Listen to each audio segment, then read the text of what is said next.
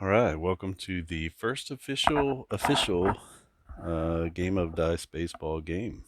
This is the first time I pulled out the components as they are, and so um, here we go. This game is going to be May 19th, 1970. I'm actually going to do a two-game set between the and the reason I wanted to play this is because of Hank Aaron and Willie Mays. The first game, Aaron is not going to play. He's taking a day off, I guess. And instead, uh, it's going to be Mike Lum in right field. So a little bit anticlimactic, but also some good pitchers. So we got Marischal, and in game number two, it's going to be Gaylord Perry. So decent pitching for the Giants, not so much for the Braves. So we'll see how this goes for the Braves. Not an amazing season for them or the Giants, really. Yeah, these are not two top level teams. Now, I'm just going to say this really quickly. So if anyone is sort of on the fence about, why to play, why would I be doing this? Why would anybody, under the age of 50 be playing tabletop baseball? And I grew up playing video games, like most people. I'm under 45, so most of us haven't known another reality necessarily than that. And if you didn't, someone in your family didn't teach you cards and dice baseball, then you probably just didn't have it in your life. And I did not. So one of the things missing if you go to play MLB The Show or something like that is, and if you like the history of baseball, you're going to be missing a big chunk. Every year the new season comes out and you're playing the new season, and maybe you're playing it forward, but not a lot of opportunities to play seasons backwards. And even if they include those into the game, now I'm controlling Hank Aaron, as opposed to allowing Hank Aaron to be on the like who he was in real life. I can make Mike Lum a 385 hitter, just because of my personal skill with the joystick. So if if you're playing, if you care about that, if you're curious about it, these tabletop games provide a really great way for you to sort of interact with the past, where these players like Juan Marichal does come to life on your tabletop. Like there is a story of his career, and I don't know Sonny Jackson, but I do know Bobby Bonds. There's a story of his career. He was an all-star player. Um, there's an arc. There's a story about him. I've heard Milt Pappas' name, but you know, this is an opportunity to actually to see him sort of quote unquote play on the tabletop. J.R. Richard, it's an opportunity to play using J.R. Richard's cards and stats, and sort of get him quote unquote into the game. So that to me is the strongest.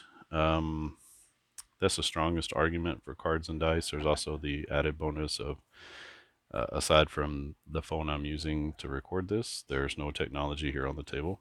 It's dice and a pen and a piece of paper and some other pieces of paper, and that's really it.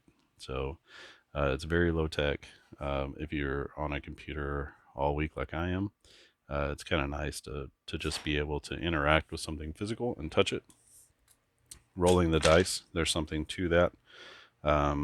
But also just taking a little bit of the strain off of your eyes and not, sitting down to be on another screen to play another video game for a couple of hours. So that to me is a very strong argument as well. And there's something that happens, a connection that happens to the game, and sort of in your mind's eye whenever you don't have it played out in front of you. Even if you're using words like the rare plays and stuff like that, it sort of gets to play out in front of your mind or in your mind. So that's a nice sort of residual part of it as well. All right, so let's get into the game. And I won't go through, since I had such a lengthy introduction, I won't go through the lineups, but starting for the home team Giants is Juan Marichal. Marichal 12 and 10. This is from 1970, so May 19, 1970. And it'll be the games of May 19th and 20th. So 12 and 10, 4.12 ERA, did make 33 starts, 242 and 2/3 innings. He gave up 269 hits, only 123 strikeouts, but still fewer walks, 48 walks in 240 innings. That's taking care of business on the mound and throwing strikes. You can see here sort of his advanced numbers. 12% strikeout percentage is a little lower than normal. Normal is around 15 for that era. But also this is coming out of, 68 and 69. So some of these stats, a 4.12 in 1970, I would think is not quite as good as 4.12 in 79 or 82 or, later times, but only a 5% walk percentage. His stamina is 30, which means he can go on average 30 batters. So that gets you through, what would that get you through? 3 times through the order, a little bit more, 3.5 times through the order. So we'll see how it goes. I do have some bench players and some backups and things like that. So I printed out, not every single player, but I printed out enough in order to get the players we need, and also, to have some relief pitchers in the game. All right, he's going to be facing off against Sonny Jackson, the shortstop. Not going to go through the lineups again. You can see them here if you can see them. And let's get this one started. So this is May 19, 1970, and we are at Candlestick Park in San Francisco. And it's going to be Juan Marichal. He makes the delivery to Sonny Jackson. We read, for my dice, we're going to read the green die first, and then the 2d6s, and then if we need it, the d10. So this means it's coming off of the batter card. I'm not going to explain this for every roll, just this first one so that you know what's going on, if you know what's going on. All right, so first roll, possibility for a home run. Just like that. But Sonny Jackson, this is where one of the unique parts of the game is I built in, some rules for outliers. So Sonny Jackson, no home runs. And normally that would be a home run, but for a player who has home runs less than 5, then it's only going to be a single. So that is true for him. So Sonny Jackson with the base knock to start the game. His stealing percentage is 73%. Let's go ahead and try to get him into scoring position with nobody out. So that's a 1. I have my stolen base chart up here. And when we look at stealing second base, his stolen base percentage is greater than 70%. And a 1 is going to be a stolen base. So just like that, steals are pretty easy in this game. Some might say basic. But he's sitting at second base, and that's going to bring up Felix Millan. Millan, the second baseman for the Braves in 1970. 642 plate appearances, batted .310. Also, decent stolen base percentages, only a couple of home runs, 5 triples, decent number of doubles. So let's see what he does when nobody out and a runner at second base. So off of the batter side again, you always read low number first. So 35. 35 is going to be a soft ground ball. So he hits a little soft grounder to the first baseman. So right down the first base line, and I'm going to go 3 unassisted on that. To be out number 1, base runner goes over to third on the fielder's choice. So runner at third now, as Millan was able to get him over with a decent piece of hitting, get it at least to the right side. Runner at third, 1 out, and Tony Gonzalez, not the Hall of Fame tight end, But Tony Gonzalez, the center fielder, will be up. He's got 7 home runs and 430 at bats. He did play 123 games in 1970, and let's see if he can drive in that run from third. So this time 4 through 6 is going to be to the bottom. And the pitcher side at a 35 here is going to be a normal fly ball, and that's going to go out to center field. So that's going to be out number 2. And I do have some runner advancement here. So a runner at third, and this should be a normal fly ball. So runner at third, he's going to hold. So that gives you just a little bit of a heads up on that. Still looking for a way to add in runner advancement on normal plays, quote unquote normal plays. But right now, if it's a shallow fly ball or just a normal fly ball to the outfield, runner's going to hold. Rico Carty, runner at third base, 2 outs. This time it's a 66 off of the pitcher card, or the pitcher side, and that's going to be, we look at the pitcher's wild pitches. He's got 4, so it's not greater than 9, so that's a false. And so we go to the rare plays chart, and I just happen to have those separated out here.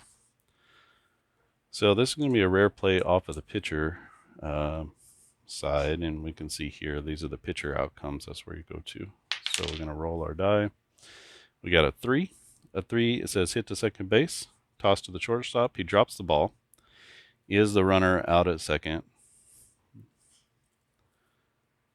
We'll find out all these little edits. Is the runner out at second, or is he safe? Okay, so the umpires are going to confer. If we roll 1 to 5, he's safe.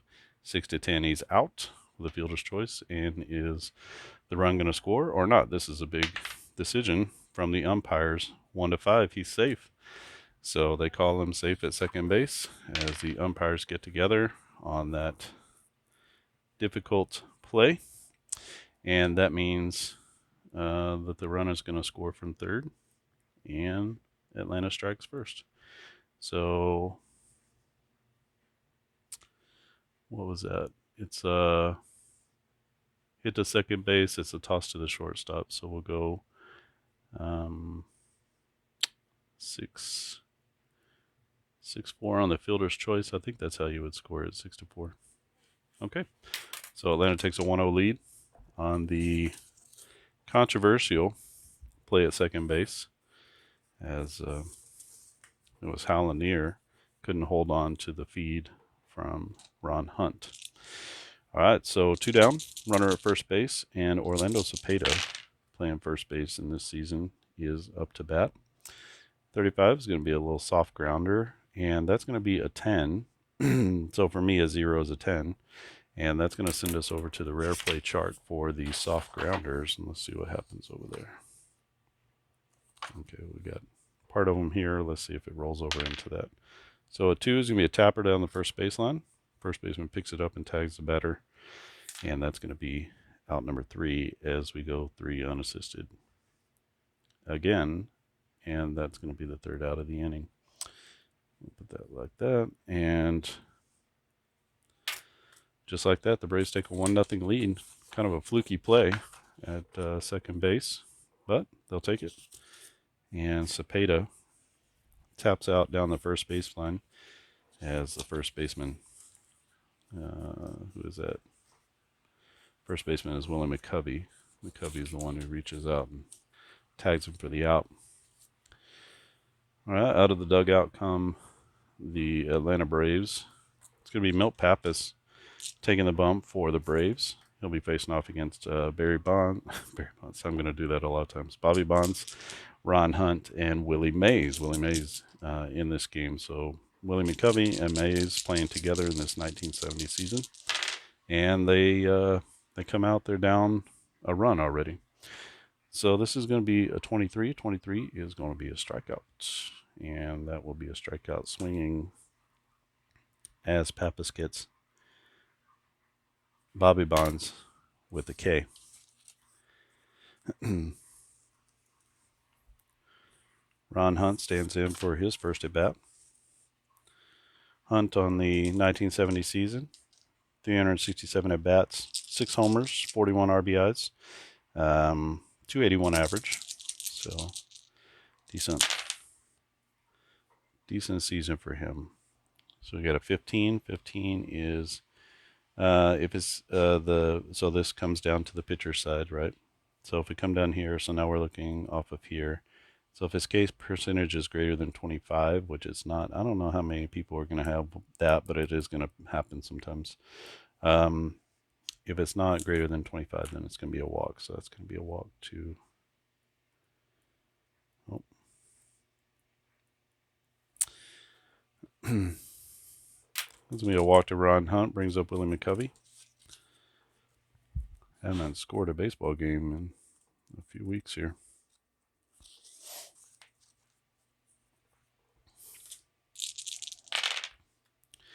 Not really pressing on time here or anything, just kind of taking my time through this. A 25 is going to be a strikeout, so another strikeout from Pappas, and this time he's going to get Willie Mays looking. Mays is out number 2.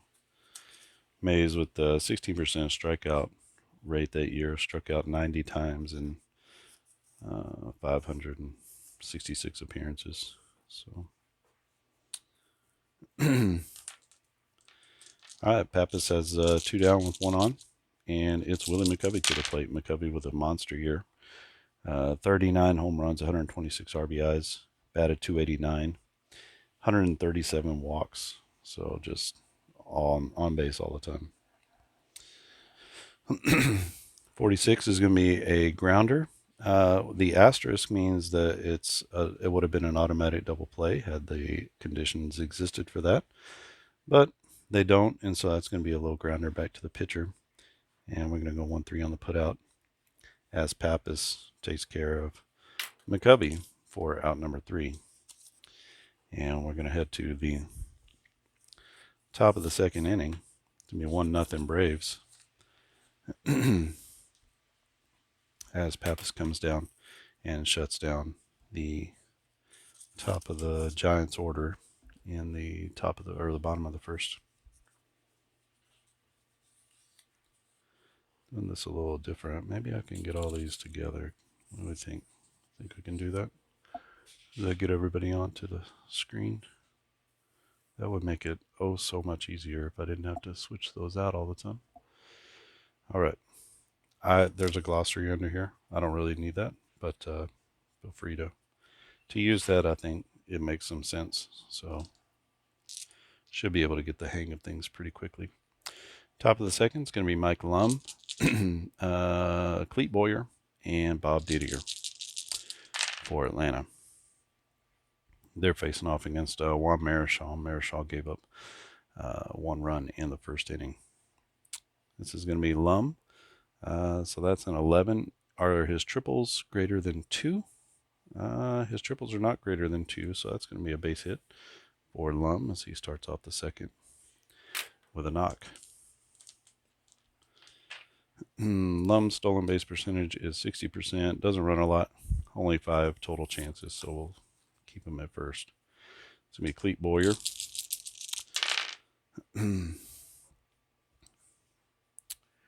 Clete Boyer, famously a Yankee, and here he's playing for the Braves.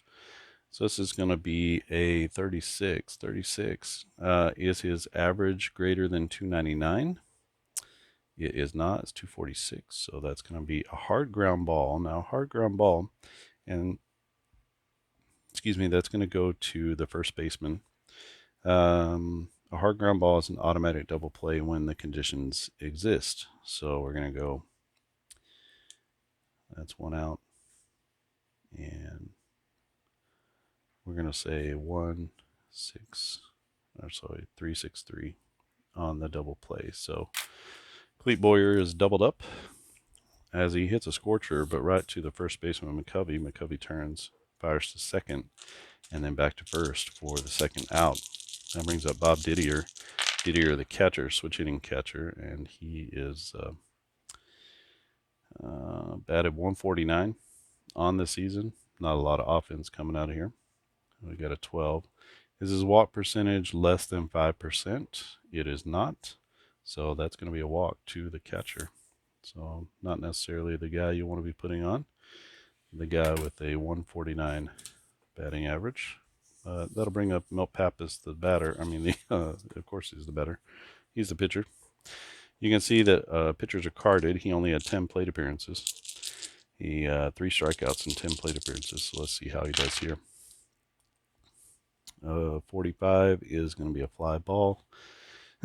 That's a little fly ball to center field. That'll be a can of corn out there in center for Willie Mays. And that is out number 3. So the Braves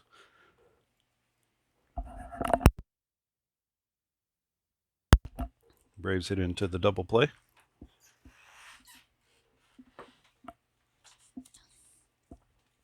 And that kills it for them. As we head to the bottom of the 2nd inning, it's going to be Ken Henderson, Dick Dietz, and Tito Fuentes against Milt Pappas.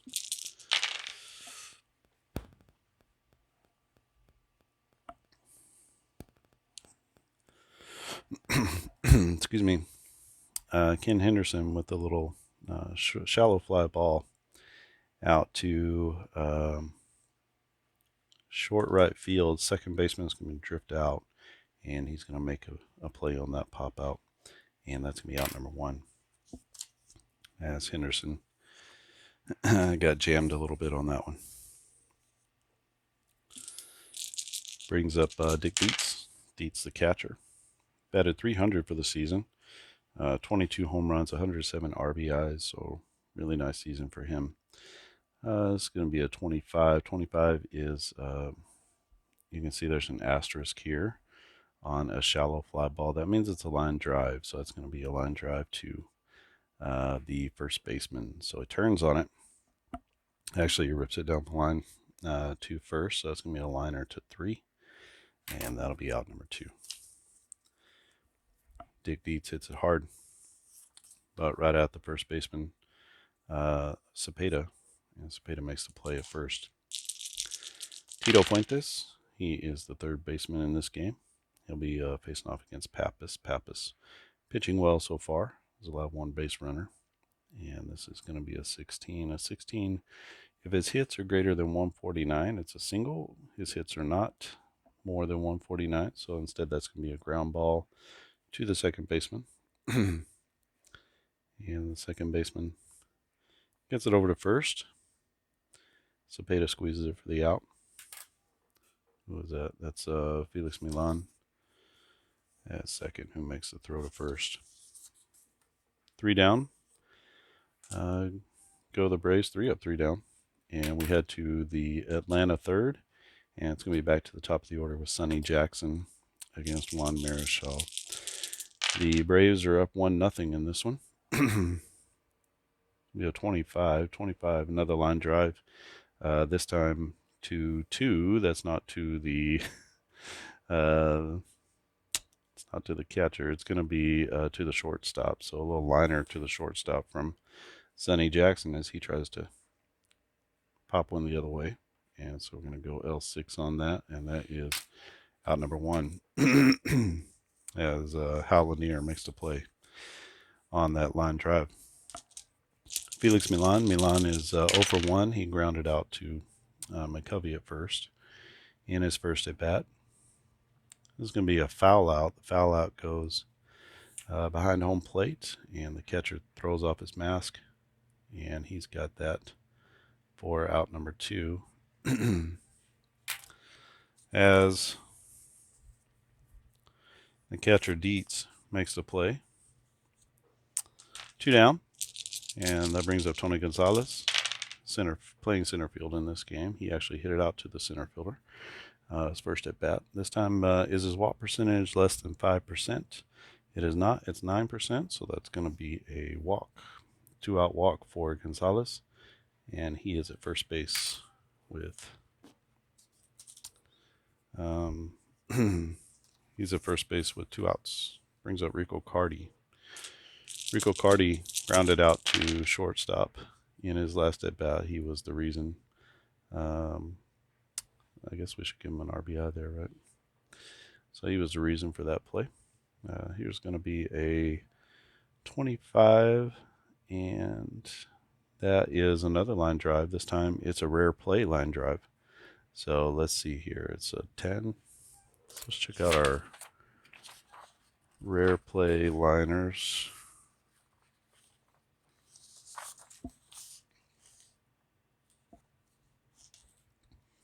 I think we're going to have to look on the other page, but let's roll.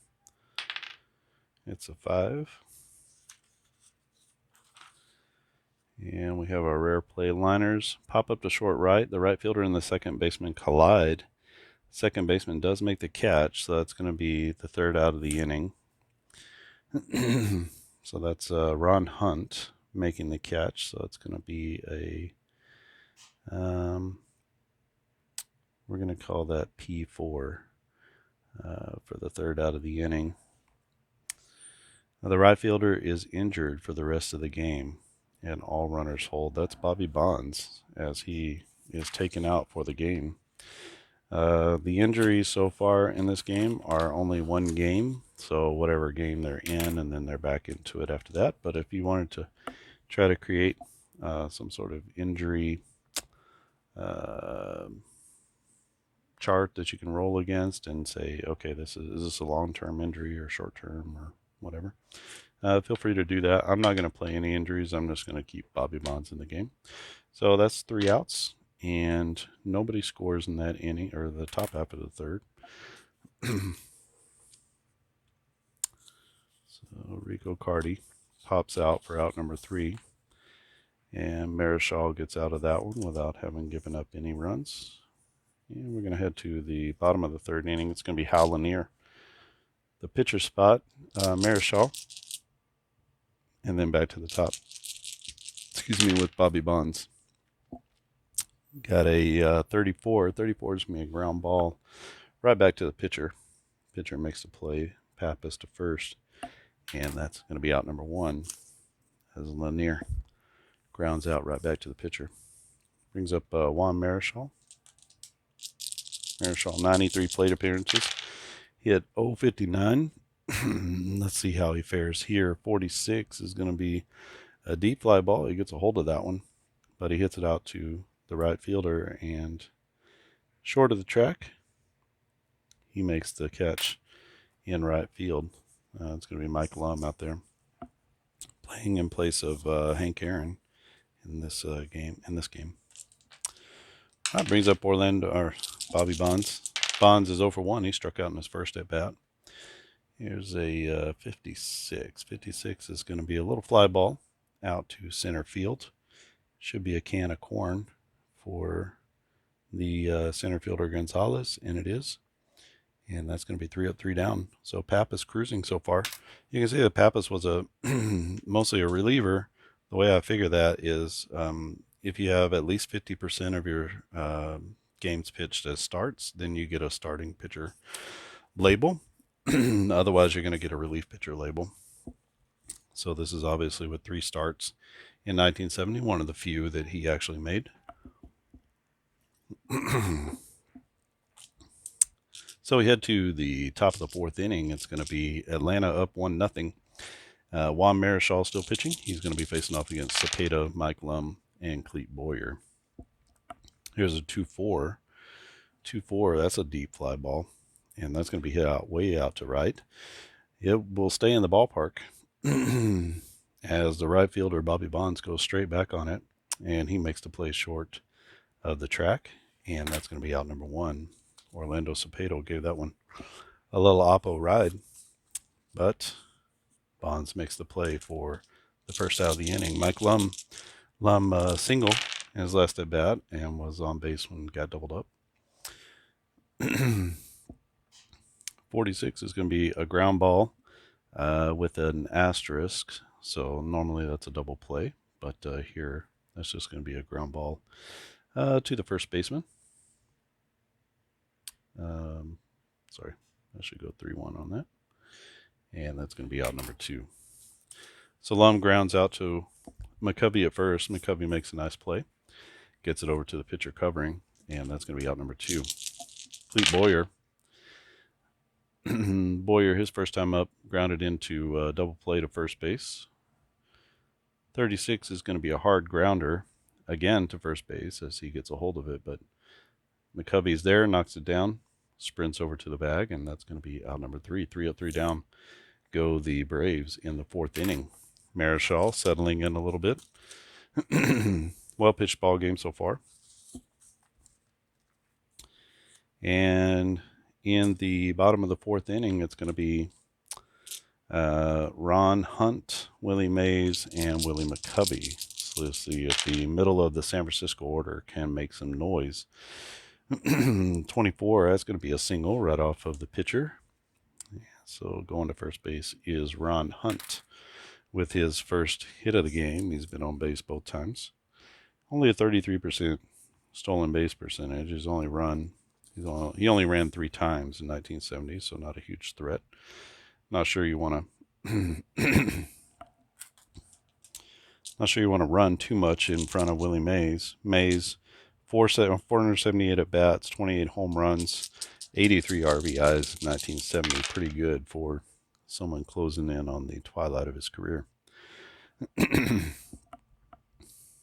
Got a 16. Are his hits greater than 249?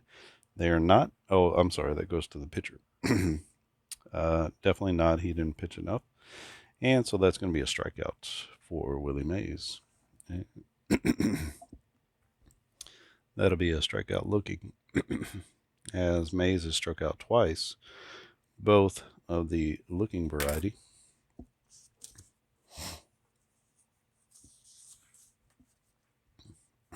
Brings up Willie McCovey. McCovey, the first baseman, made a couple of nice plays on some ground balls. Started a double play, so he's been playing well in the defense, and he grounded out to the pitcher his last at bat. Got a 23. 23 is going to be a long drive, and this one's hit deep into center field. Going back on it is the center fielder Gonzalez. He reaches up, and he makes the play in deep center field.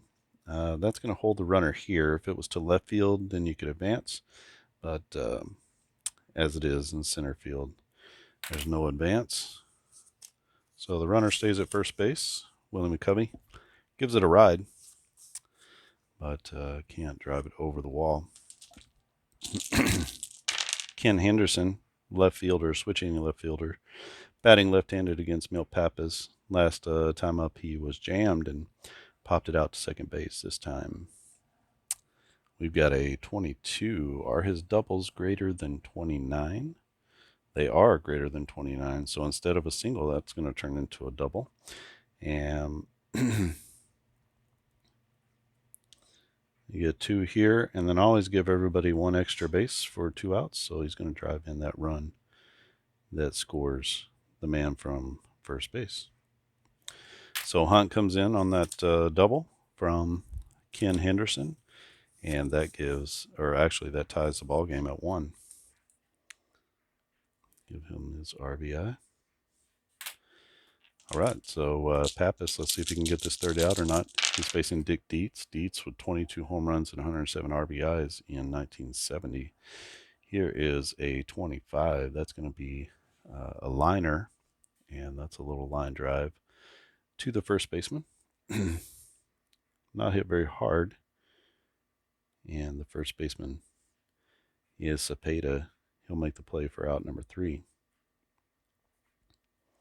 But not before San Francisco gets a run. They get 1 run on 2 hits. They leave 1 in scoring position. And we are tied at 1 as we head to the top of the 5th inning. Marichal still in the game. He's going to be facing off against Didier, the pitcher spot, and Sonny Jackson. Got a 1-5, a 15 is a K percentage greater than 25. It's not. Neither of these pitchers are strikeout pitchers. So that's going to be a walk to Didier as he starts the inning. That's his second walk of the day. Not a huge walk percentage for him. But Marichal, a little bit out of character. He's given up 3 walks. 3 walks on the day. He was facing off against the pitcher. Let's go ahead and let's go ahead and do a bunt. Got a bunting strategy. Let's go ahead and just do that. So let's go ahead and roll for a bunt. Sack bunt here. That's a 10. 10 is unsuccessful. There's a pop out and a double play on the lead runner. Look at that. Not only was it a bad pop up, but it was a bad bunt, but it was a terrible bunt. And so we're gonna say we'll say popped it up to the third baseman. So we're gonna we'll call that a P5, and how would we score that? No, we would score that what? We would score that 5. We'll say 5-3 on the putout, double play. So he pops it up. They get the runner at first base, who was anticipating a good bunt. They didn't get it.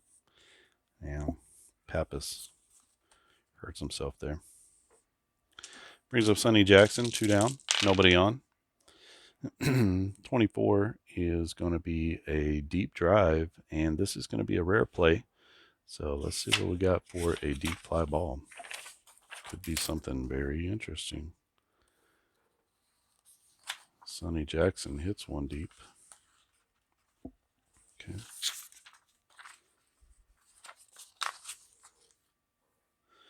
And we're going to roll our D10. We got a 7. Center fielder is fooled on a deep line drive, and the ball goes over his head. So he played it in a little bit too close to the infield. Batter goes to second base. All runners advance 2 bases, so nobody is on base. So it's going to be a double as he drives one.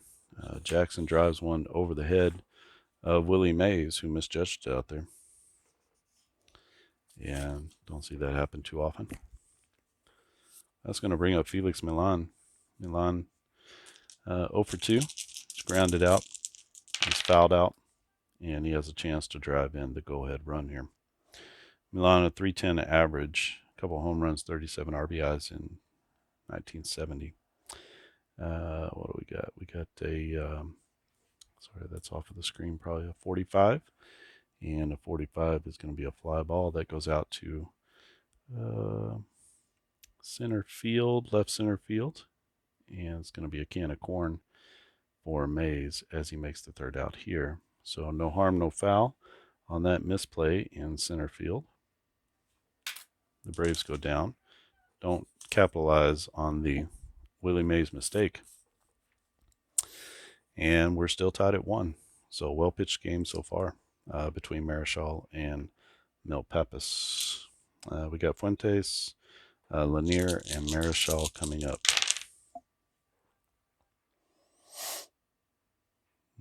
24. That's going to be a deep drive to left center field.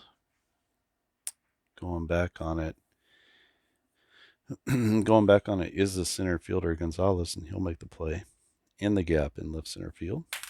And that's going to be out number 1 as Fuentes gave that a ride. But Gonzalez tracks it down. Brings up Hal Lanier against Milt Pappas. Lanier grounded out to the pitcher's first at bat. This time he is going to strike out, but it's a strikeout with a rare. You can see our 10 there. Let's go to our strikeouts. We have rare plays for our strikeouts too, because sometimes, some different things happen there. So some oddball plays on a strikeout. We got a 2. Batter tries to hold up his swing on the appeal. The ump says he goes around. That's strike 3. So that's going to be a swinging strikeout. And that's out number 2. Lanier 0 for 2 now on the day. Let's see where Marichal is in terms of his stamina. I have no doubt he can go the whole game, but he's at 18, 19, 20. So he looks fine. And let's let him hit away with 2 outs. 36, that's going to be a hard grounder to the third baseman. And the third baseman is Boyer. He makes the play over to first. and Cepeda squeezes it for the out. That's going to be out number 3. And down go the Giants, 1, 2, 3 in the bottom of the 5th inning. We go to the top of the 6th, still tied at 1, and heart of the order up for Atlanta: Gonzalez, Carty, and Cepeda. Those still be fakes off against Juan Marichal. This is an 11. That's if his triples are greater than 2, then it's a triple. It's not. So that's going to be a base knock for Gonzalez. Gonzalez is now 1 for 3. 1 for 2. Let's get a single and a walk. Got Rico Carty to the plates. Carty with a nice year, 25 bombs, 101 RBIs. He hit 366. Yowza. So we're going to let him hit away. We're not going to ask him to lay one down. Let's put it that way. 15. That's going to be a soft grounder, and that's going to go to who? That's going to go to the first baseman. So a little tapper down the first baseline. That's going to move the runner up on the fielder's choice. And we're going to go, let's say, 3 unassisted as McCovey makes the play to first and takes it himself. But that does move the runner along, good as a bunt, and runner at scoring position with 1 out. Orlando Cepeda stands in. 24, that's going to be a base knock, as that will push the runner to third. And runners at the corners, and only 1 out. Not going to play the infield in here. 6th inning, it's a little early. And we got Mike Lum coming out to the plates. A 13 is going to be a normal grounder. And that's going to be to the second baseman. So let's see what we got over here.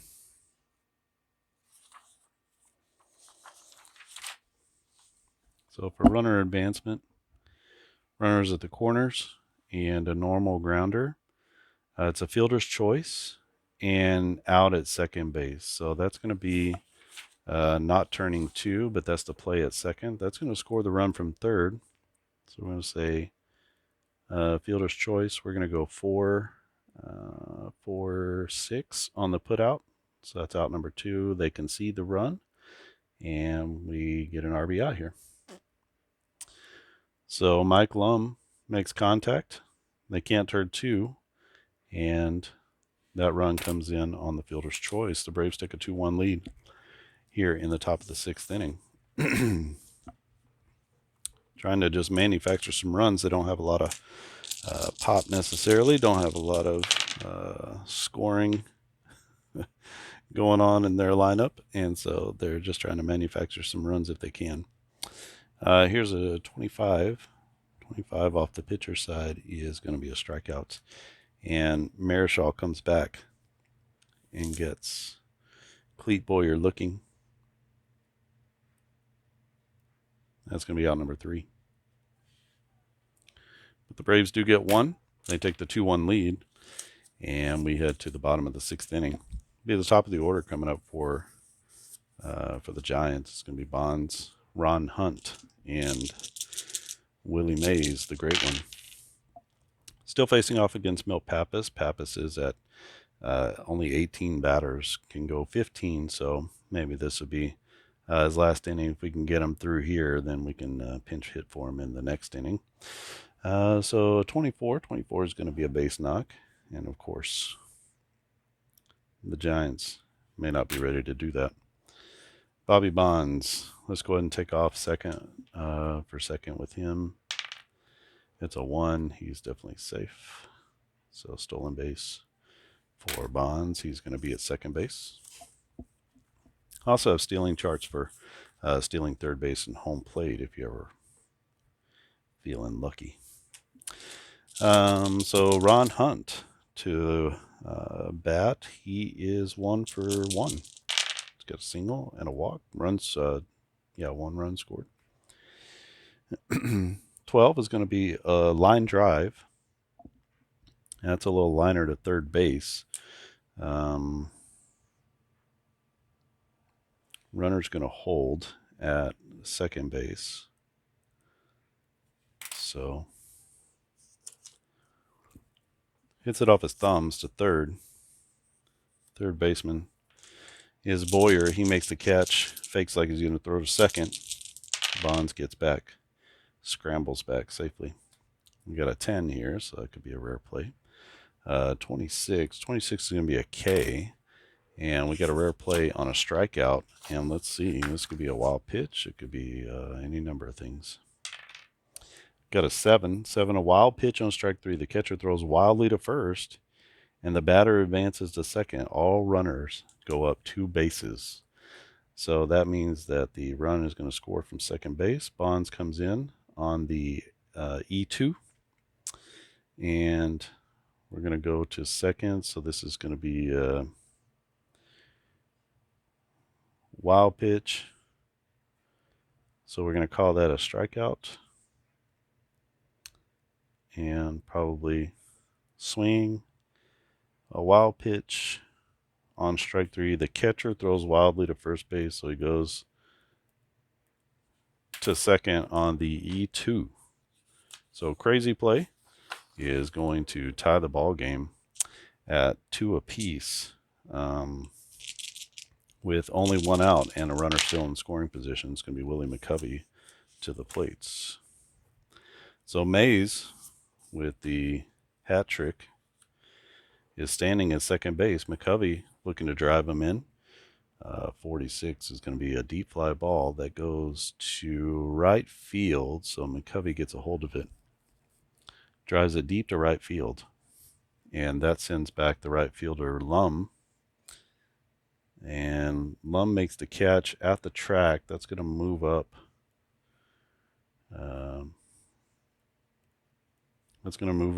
Mays from second to third. And that'll be a deep fly ball here. That's out number 2.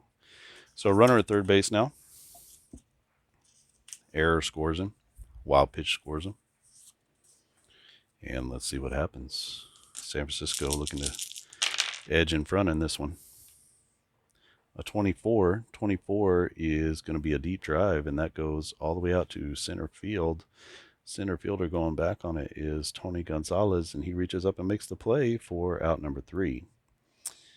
Oh, it was close.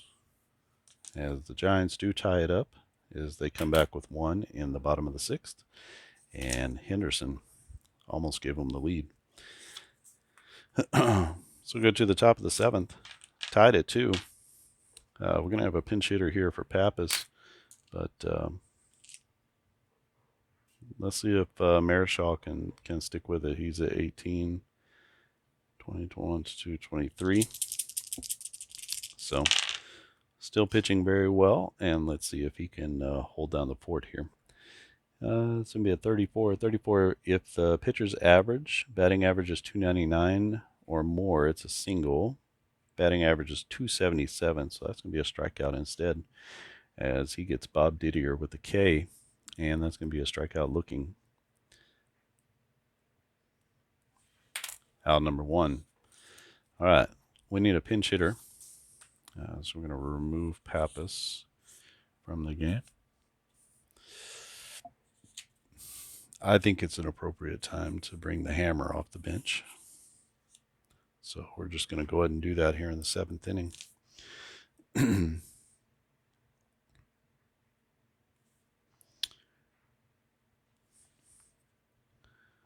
So Hank Aaron is going to pinch hit in the 7th inning. Let's see if Marichal can take care of him, or if he is going to take care of Marichal. 1 down, nobody on. The Hammer, Hank Aaron at the plates. 55. Oh, look at that. It would normally be a double, but Hank Aaron has 38 home runs. If the home runs are greater than 29, he goes yard, and he does. That one is deep, deep, deep, deep, deep to left field, and that's going to be a go-ahead home run, pinch hit home run from Hank Aaron, the famer. I'm going to leave him in the game too. So we'll have a double switch here. So I just flip Pappas just so I remember. All right. So Hank Aaron gives the Braves the lead, 3-2 against Juan Marichal. Marichal trying to limp this one in. Against most normal players, that wouldn't have been a home run, but against Hank Aaron, that's the beauty of the conditional system. So it accounts for your great players to be great, accounts for your terrible players to be terrible, and then everybody else in between is sort of mixed all up.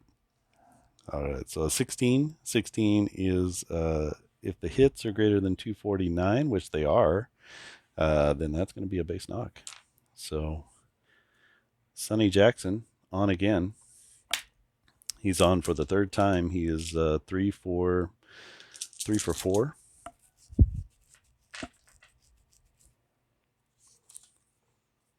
We'll keep him at first for now. Felix Milan. 1 out, 1 already in. Got a runner at first base. 25 is going to be a line drive, and that's a liner right back to the pitcher. Oh, I'm sorry. It's a line drive to third. So hits it hard, does Milan, but he hits it right at the third baseman. Third baseman is Tito Fuentes, and that's going to be out number 2. The runner's going to hold at first base. No opportunity for a double play there.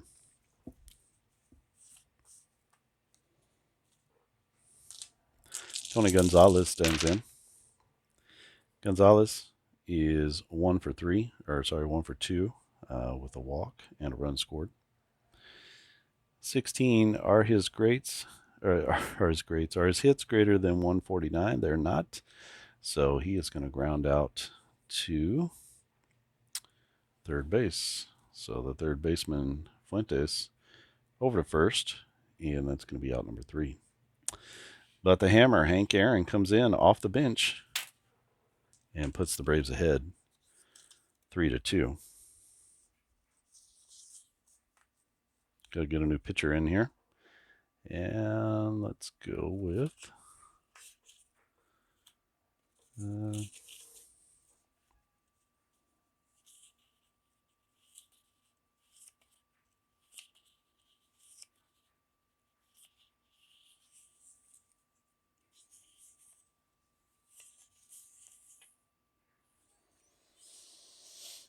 don't know too much about this team. So let's just see what they got.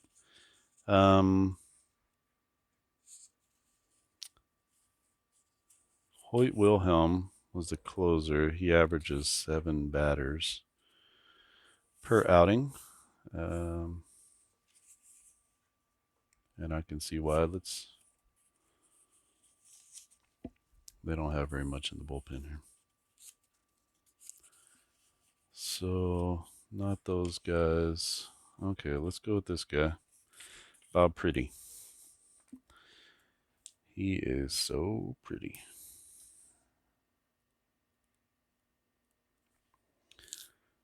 All right, so Pappas goes 6 innings. All right, yeah, 6 innings. And I won't tally that up right now, but goes 6 innings. Pretty is going to come in out of the bullpen, and he'll be in here. And it's going to be who? It's going to be Dietz first. Okay, so Dick Dietz is up first for the. I'm going to keep Wilhelm over here because he's probably the next guy in. All right, we're going to keep Dietz in there. And this is going to be an 11. So if the average is less than 241, then it's a hard grounder. His average is 269. So instead, that's going to be a triple as Dick Dietz. 2 triples in the regular season, and he pulls it out here. Oh, and just like that, tying run is at third base. Not so great for Pretty. He's going to try to hold this down. Let's bring the infield in. And I had that chart. Just pull that up. All right, infield in. Got a runner at third base.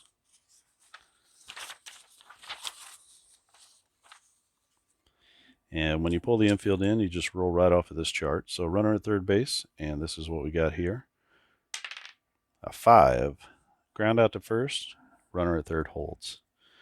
So Fuentes grounds out to the first baseman, right at the bag, and Cepeda takes it to the bag, looks at third, tells him, "Don't you dare go," and that's going to be 1 out.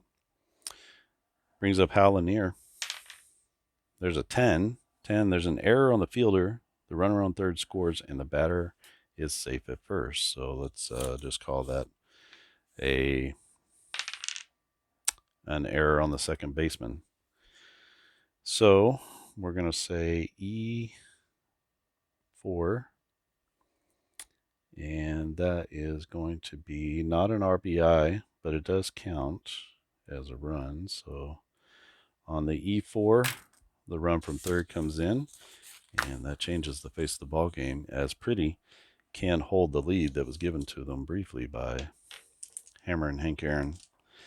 And let's pull up the right guy here. We got our pitcher spot coming up now, so let's go ahead and make a little move here. So Marischal's out. And let's see what we got on the bench. Several bench players here. I have them listed by their plate appearances. So let's go with how about Frank Johnson? That sounds like a good one. Don't know anything about him, but we'll bring him in. He's got decent stealing percentage if we needed to do that. But we got Johnson here.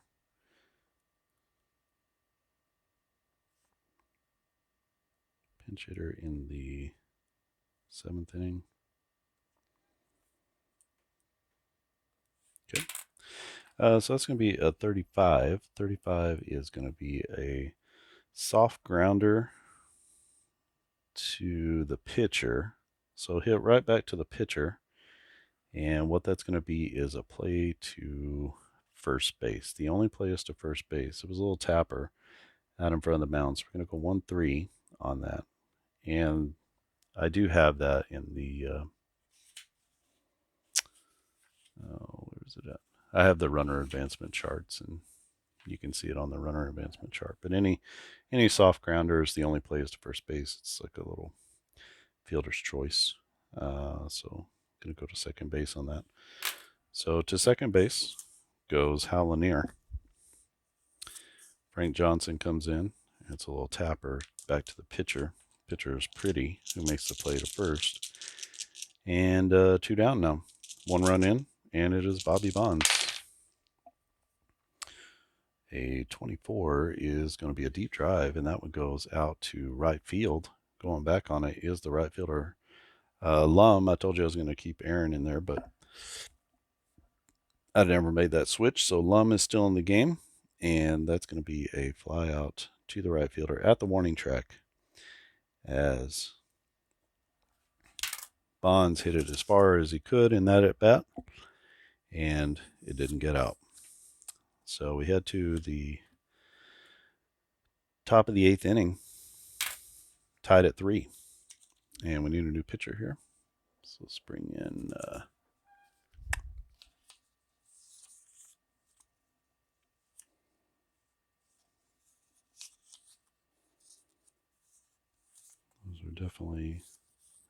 those are definitely batting cards.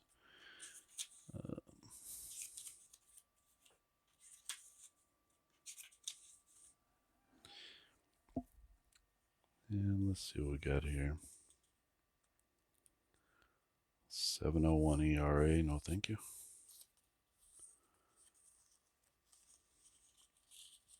Yeah, maybe you're more familiar with these players than I am. 18 games. These are mostly going to be starters. Got a reliever here. Boy, relief corps is no good. These teams. Let's go with Jerry Johnson.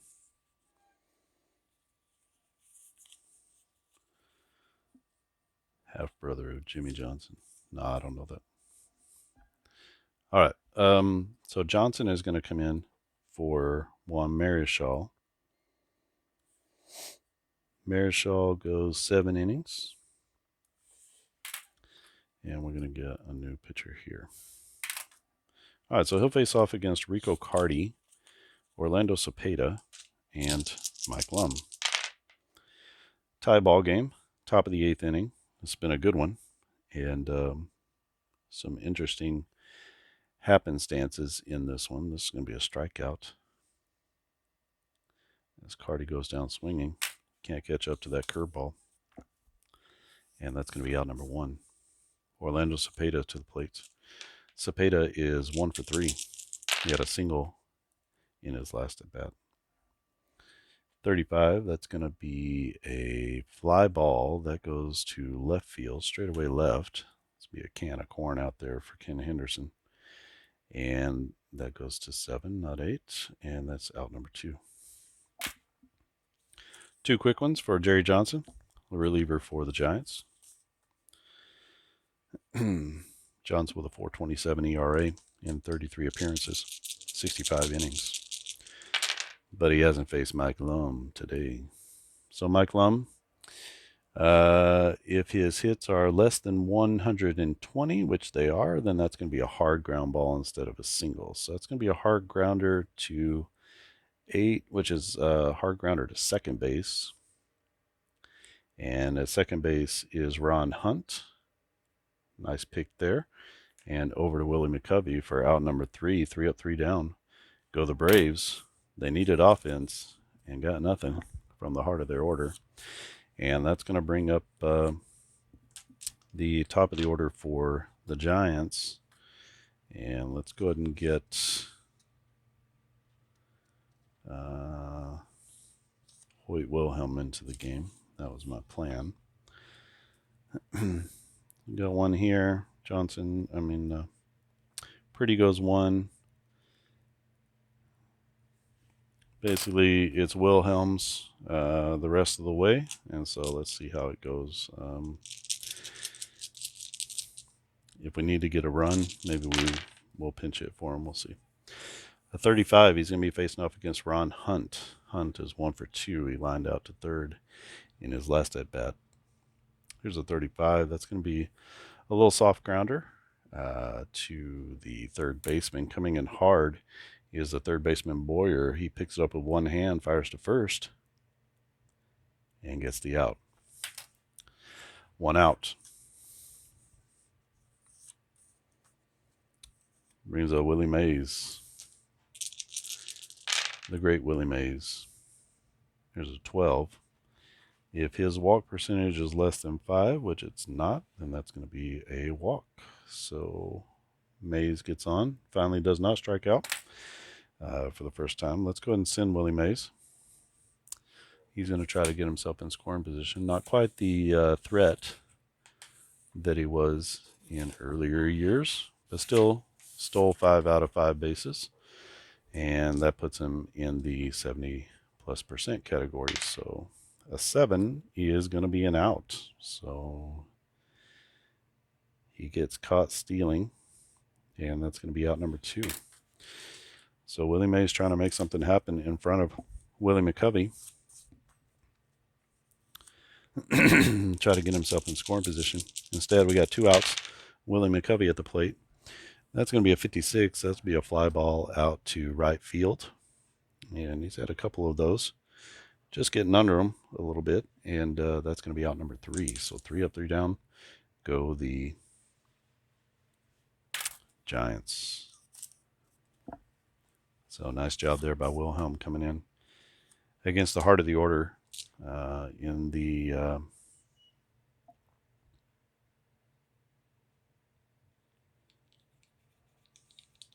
top of the 9th inning we go. It's 3-3. Our ball game here. This is May 19th, 1970. Just kind of taking my time here. I'm not really trying to rush through this one necessarily. Here's a 25. A 25 is going to be a line drive, and that goes to left field. So a little liner to left from Clete Boyer. and that's going to be out number 1 as the left fielder Ken Henderson comes in and makes a play on that sinking liner. 2 down. 1 down. And Bob Didier to the plate. Didier with a couple of walks in this game and a strikeout. 14 is going to be a little shallow fly ball out to left field. Henderson comes in. Doesn't have to come in too hard on that one as he settles under it. And that's going to be out number 2. We can't put Hank Aaron in the game again. So we need another pinch hitter, or he can hit for himself, I guess. Wilhelm, do we have Wilhelm? Let's see if we have him here.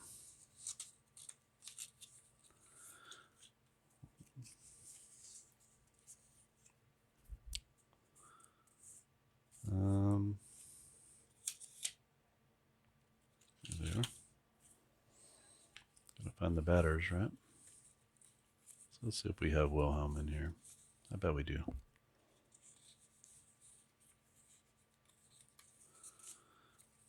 Anybody who got into a game has been carded, but I just don't know if I printed him. Probably didn't get a lot of at-bats. So we'll see. Look at that. Hoyt Wilhelm. So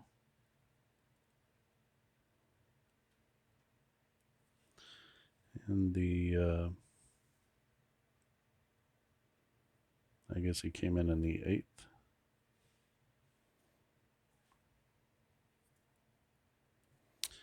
He came in the 8th. He's a pitcher. So Wilhelm's going to hit for himself. As we'll do that just to distinguish it. And Wilhelm's going to hit for himself. 2 down. Top of the 8th inning.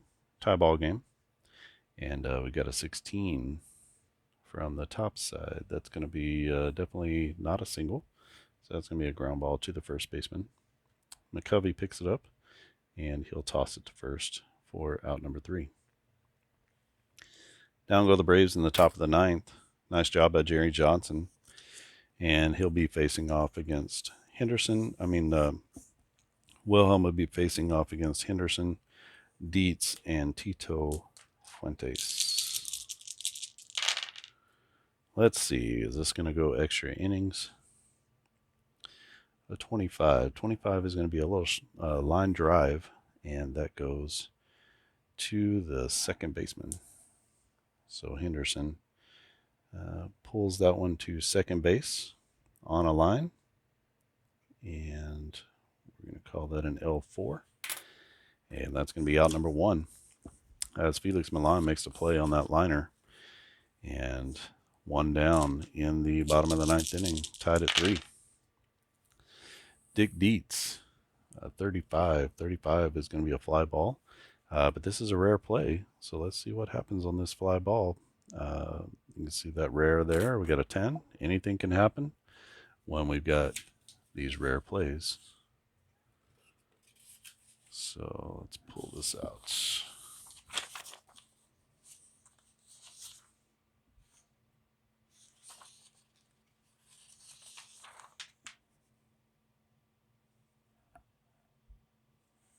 All right.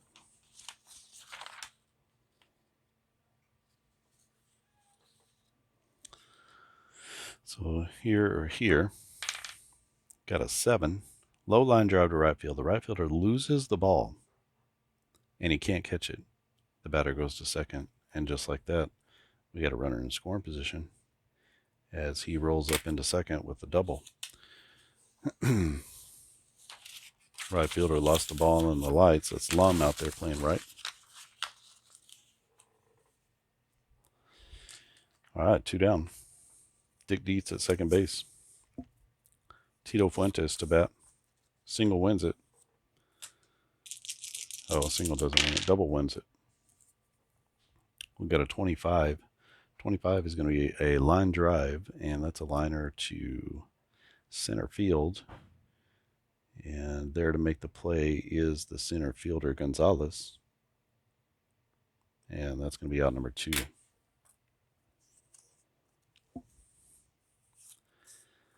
Last chance here for the Giants in regulation. Base hit wins it. Howland here to the plate, facing off against Hoyt Wilhelm.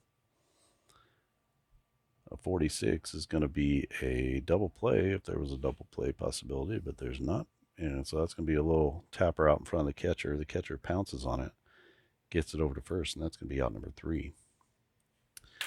So the Giants strand or go the winning run at second base on the freak play out in right field, and that's going to take us to extra innings. I'm going to get Jerry Johnson out of there. Valiant effort from him. And let's get a new pitcher in here, facing off against the top of the order. Let's see who they have.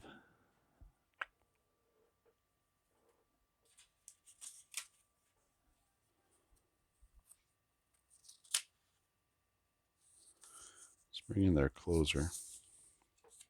Just burn him if we can. And it's going to be, he's got a stamina of 7. It's Don McMahon.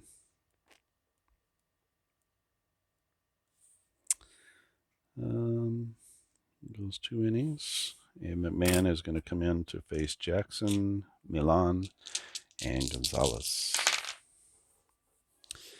A 26. A 26. That's going to be a ground ball. And that's hit to third base. So over to first is the peg from Tito Fuentes. And that's going to be out number 1. Sonny Jackson. Now 3 for 5. Felix Milan. 310 average in 1970. And that's going to be a 23. 23 is going to be a K. And that's be a strikeout swinging as Milan can't catch up. And that's out number 2. 19% K percentage is quite high for back then. Almost 1 K per 9. Almost as many strikeouts as innings pitched. All right, Tony Gonzalez to the plate. He is playing center field in this game. He's 1 for 3. We got a 15. If the K percentage is greater than 25, which it's not, then it's not a K. It's going to be a walk. So on base is Gonzalez. Gonzalez, not a great stolen base threat. 3 for 8. Not good. But we do have Rico Carty coming up. 25 home runs, 101 RBI for McCarty. A 35. 35 is going to be a fly ball. That's a little pop to left field. And that's going to be out for out number 3. As the left fielder Henderson comes in on it and makes the play. And the Braves go down in the top of the 10th inning. Having a hard time mustering runs against this Giant staff. We go to the bottom of the 10th, tied at 3, and it will be Frank Johnson, the left fielder. Is that right? No, we need a pinch hitter. Huh? We're not going to use a pinch hitter. We're going to let the pitcher hit for himself. Let's see if McMahon has a batting card.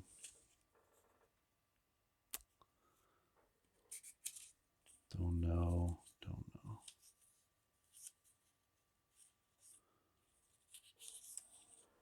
Those are pitching cards, and these are pitching cards. These are batting cards. I have a little caddy kind of thing I thought about trying out. That puts your bench and all your bullpen in the right place. Doesn't look like we have him. Like I said, I didn't print off everybody in this one. So I'll tell you what. Let's go ahead and use Frank Johnson. He'll be batting for. Uh, he'll be batting for McMahon. Not an amazing hitter, so should be fine. If you're a purist, just look the other way. McMahon came in the 10th.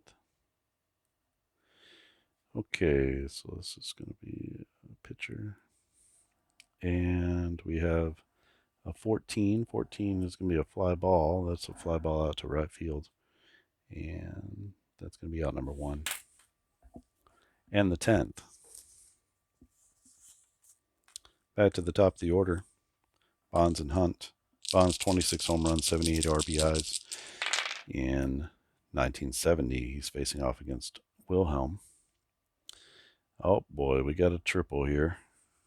His triples are 10, and anything greater than 2 triples is going to be a 3-bagger as Bobby Bonds rips one into the gap and gallops his way around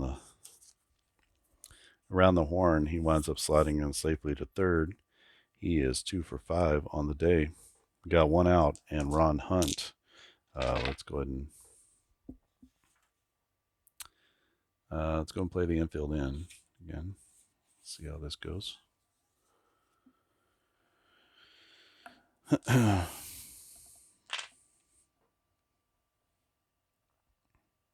You know, we should really only be doing that, I guess, when there's a ground ball, because there's only ground ball plays. So let's just roll it and see what happens.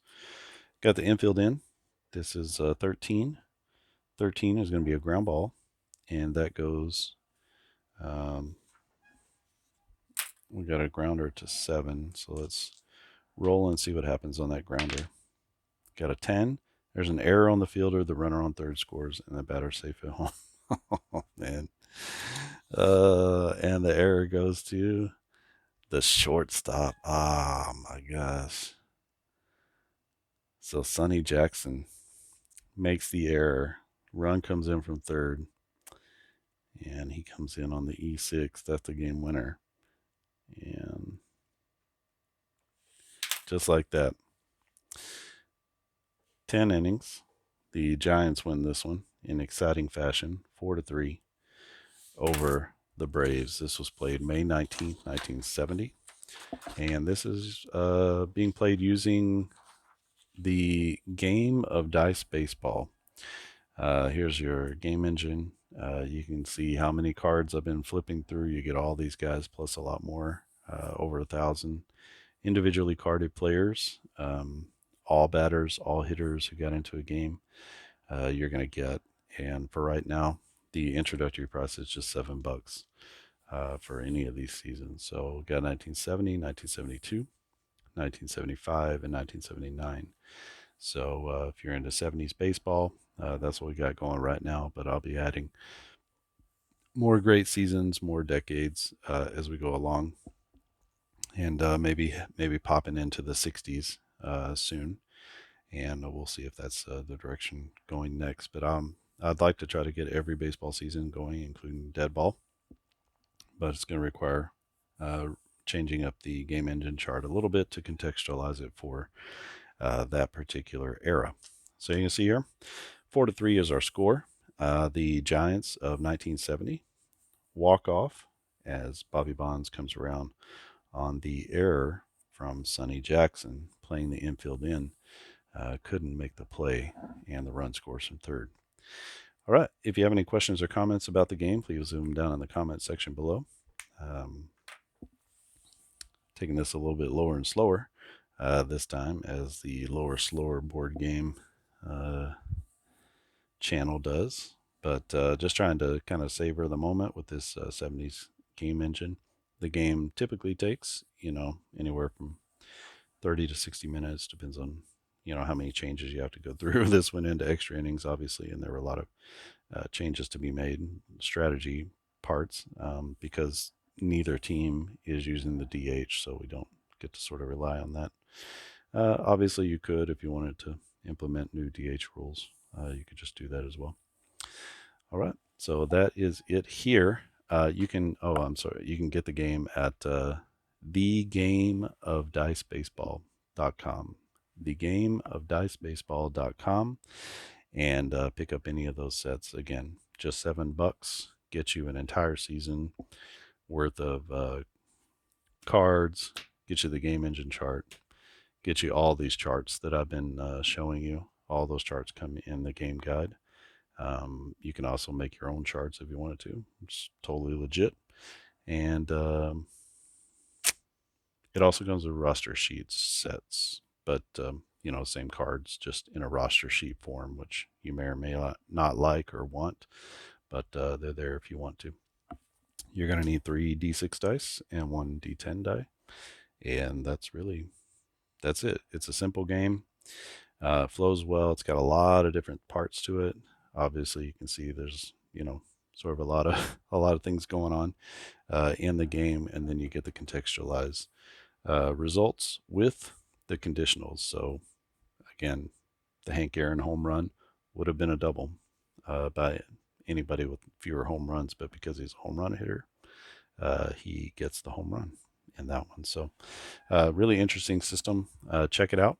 The game of dicebaseball.com. Be sure to subscribe to this channel if you haven't already. Click the little bell icon and you'll be notified when I post new videos. And I hope to be posting some more gameplay videos with the different seasons that'll be going out. I will post game number 2 at some time in the future, and sort of have that all set out and ready to go. All right. I think that's it for me. Thanks for watching, and I'll see you again next time.